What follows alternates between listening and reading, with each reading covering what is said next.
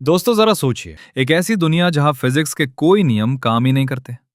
इमारतें हवा में तैर रही हैं, सड़कें आसमान में बनी हैं और इंसान की यादें ही वहां की हकीकत हैं। आज की मूवी में हम आपको ऐसे ही एक खौफनाक सफर पर लेकर चलने वाले हैं। कहानी की शुरुआत होती है एक आदमी से जिसका नाम जेसन है। जब उसकी आंख खुलती है तो वो खुद को एक अजीब सी जगह पर पाता है। वो देखता है कि एक बड़ा पैसेंजर प्लेन बादलों के बीच हवा में लटका हुआ है। जेसन हैरान होता है कि ये सब हो क्या रहा है। तभी उसे पीछे से कुछ आवाज सुनाई देती है। जैसे ही वो मुड़ता है, एक काला साया तेजी से उसकी तरफ बढ़ता है। डर के मारे जेसन गिर पड़ता है और उसके दिमाग में बीते दिनों की यादें घूमने लगती हैं। उसे याद आता है कि जब वो अपने घर में जागा था तो दीवारों पर काले धब्बे तैर रहे थे। बाहर निकलने पर उसने देखा कि उसका पड़ोसी आधा गायब हो चुका है। सड़क पर इमारतें हवा में तैर रही थीं, जैसे फिजिक्स नाम की चीज ही खत्म हो चुकी हो। जेसन सोचता है कि शायद वो सपना देख रहा है। वो आंखें बंद करके सोचता है कि इमारत ठीक हो जाए और हैरानी की बात यह होती है कि इमारत सच में जुड़ जाती है। लेकिन तभी वो काला साया फिर से आ जाता है। इससे पहले कि वो जेसन को मार पाता, वहां तीन अजीब लोग पहुंच जाते हैं। वो मॉन्स्टर पर गोलियां चलाते हैं और जेसन को भागने का इशारा करते हैं। ये लोग जेसन को लेकर हवा में कूद जाते हैं और सीधे एक चाइनीज स्टाइल की दुनिया में जाकर लैंड करते हैं। लेकिन वो मॉन्स्टर अभी भी उनका पीछा कर रहा होता है। इन लोगों को बचाने वाली टीम में एक लीडर होता है, फैंटम, जो लड़ाई में पूरी तरह एक्सपर्ट होता है। लेकिन वो मॉन्स्टर बहुत ज्यादा ताकतवर होता है। टीम के एक साथी को समझ आ जाता है कि अब बचना मुश्किल है, तो वो खुद को कुर्बान करने का फैसला करता है। वो डायनामाइट निकालता है और मॉन्स्टर के साथ खुद को उड़ा देता है। फैंटम गुस्से में जेसन की तरफ देखता है, क्योंकि उसकी वजह से उनका एक साथी मारा गया होता है। जो टीम बच जाती है वो जेसन को लेकर एक सेफ जगह पर पहुंचती है। एक पुरानी बस के जरिए वो लोग एक हवा में तैरते हुए आइलैंड पर पहुंचते हैं। यहां उनका लीडर यान पहले से उनका इंतजार कर रहा होता है। यान बताता है कि ये जगह कोमा वर्ल्ड है। यहां वही लोग आते हैं जो असल दुनिया में गहरे कोमा में होते हैं। ये दुनिया लोगों की यादों से बनी होती है और जो काले मॉन्स्टर्स हैं उन्हें रीपर्स कहा जाता है, जो दिमाग की गंदगी साफ करने आते हैं। यान ये भी बताता है कि जेसन कोई आम इंसान नहीं है, बल्कि वो एक आर्किटेक्ट है। मतलब वो इस दुनिया में नई चीजें बना सकता है। यान चाहता है कि जेसन एक ऐसी ड्रीम सिटी बनाए जहां मॉन्स्टर्स आ ही ना सकें। टीम में एक लड़की होती है, फ्लाई, जो लोगों को हील कर सकती है, और फैंटम, जो लड़ाई में माहिर है लेकिन जेसन से जलता है। रात को सोते वक्त जेसन को सपना के अंदर सपना आता है। उसे एक हॉस्पिटल का कमरा और एक सफेद बिल्डिंग दिखाई देती है।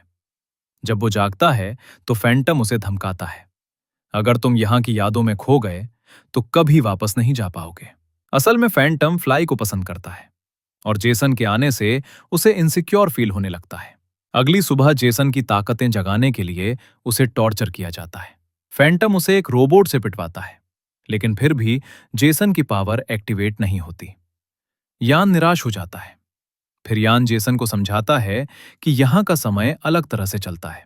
असल दुनिया का एक दिन यहाँ कई महीनों के बराबर होता है। अगर जेसन जल्दी नहीं जागा तो वो हमेशा के लिए यहीं फंस जाएगा। अगले सीन में हम देखते हैं, यान के कहने पर टीम एक्सप्लोजिव्स लेने के लिए एक पुरानी मिलिट्री फैक्ट्री में जाती है।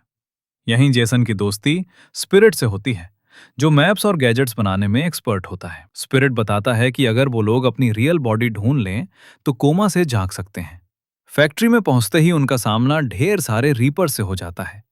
यहां फैंटम अपनी ईगो दिखाता है और जानबूझकर मॉन्स्टर्स को उकसा देता है। टीम का सबसे ताकतवर सदस्य टैंक बुरी तरह घायल हो जाता है। फैक्ट्री के अंदर उन्हें एक सबमरीन और टॉर्पीडो मिलता है। जैसे ही वो टॉर्पीडो उठाते हैं, मॉन्स्टर्स अचानक हमला कर देते हैं। इसी दौरान फैंटम आदेश देता है, जेसन को यहीं छोड़ दो और भागो। लेकिन बाकी टीम फैंटम की बात मानने से इनकार कर देती है। तभी जेसन अपनी आंखें बंद करता है और पूरी तरह फोकस करता है। उसके हाथों से सुनहरी रोशनी निकलने लगती है और वो हवा में ही एक पुल बना देता है। इस पुल की मदद से न सिर्फ टॉर्पीडो बच जाता है, बल्कि पूरी टीम भी सुरक्षित बाहर निकल जाती है। यही वो पल होता है जब पहली बार सबको एहसास होता है कि जेसन सच में कोई आम इंसान नहीं है। वापस लौटने पर यान बहुत खुश होता है।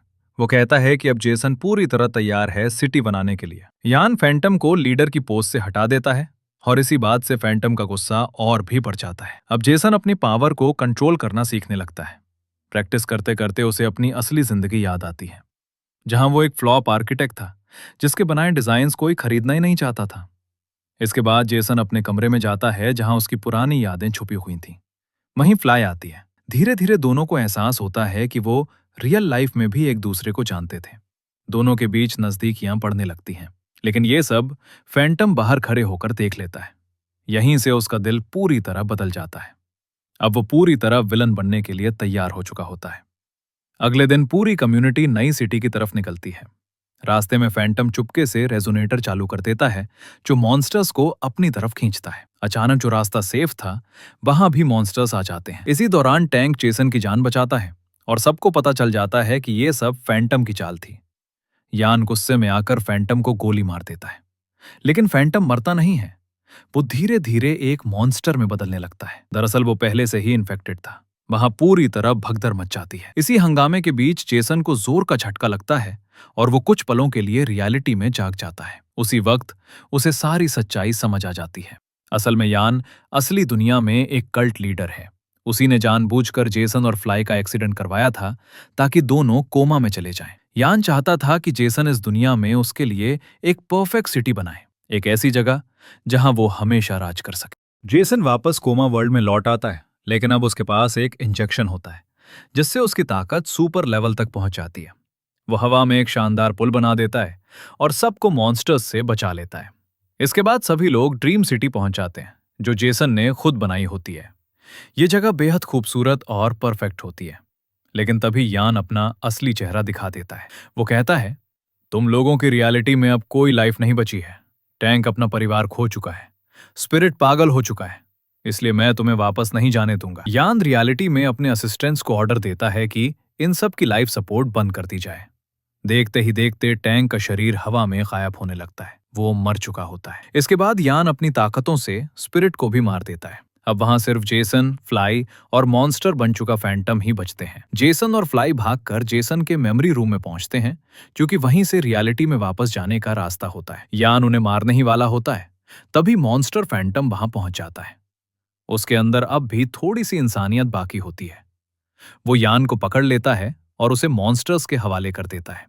मौका मिलते ही जेसन और फ्लाई उस एग्जिट दरवाजे की तरफ दौड़ते हैं जो उन्हें रियलिटी में ले जा सकता था। फ्लाई का शरीर धीरे धीरे गायब होने लगता है। जेसन छलांग लगाता है और जैसे ही उसकी आंख खुलती है वो खुद को हॉस्पिटल में पाता है। वो दौड़कर फ्लाई के बेड के पास जाता है और उसे उठाने की कोशिश करता है। खुशकिस्मती से फ्लाई भी होश में आ जाती है। मूवी के एंड में हम देखते हैं कि जेसन और फ्लाई उस कर्ज से बचकर बाहर निकल आते हैं। 3 महीने बीत जाते हैं और जेसन अब एक नॉर्मल जिंदगी जी रहा होता है। लेकिन मूवी के आखिरी सीन में एक बार फिर उसे वही काला इनविटेशन कार्ड मिलता है। अब सवाल ये है, क्या जेसन दोबारा उस दुनिया में जाएगा या फिर वो सब कुछ यहीं खत्म कर देगा? इस सवाल का जवाब मूवी हम पर ही छोड़ देती है। तो दोस्तों, ये थी कोमा की पूरी कहानी। आपको ये डिटेल्ड एक्सप्लेनेशन कैसी लगी कमेंट करके जरूर बताइए। और हाँ दोस्तों, प्लीज चैनल को सब्सक्राइब करें और हमें ऐसे ही और भी अच्छे अच्छे वीडियो बनाने के लिए सपोर्ट करें।